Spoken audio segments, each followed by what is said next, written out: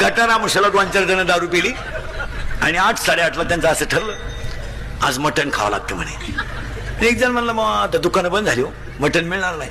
तर एक जण म्हणलं माझ्या घरी बोकडा आहे भाऊ, पण माझी बायको नंगाटे म्हणला ती झोपल्याशिवाय बोकडे आणता येणार नाही.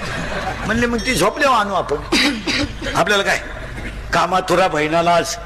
हे गेले 11:30 वाजता याने आणलं, ते कापलं, शिजवलं बिजवलं, खालं बिलं. 5-5:30 वाजेपर्यंत टाईट झाले आणि मग उतरले त्याची थोडी 5 वाजता.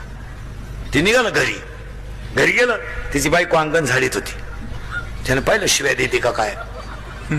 बायकोनं पाहिलं पण त्याला बोकडा दिसला.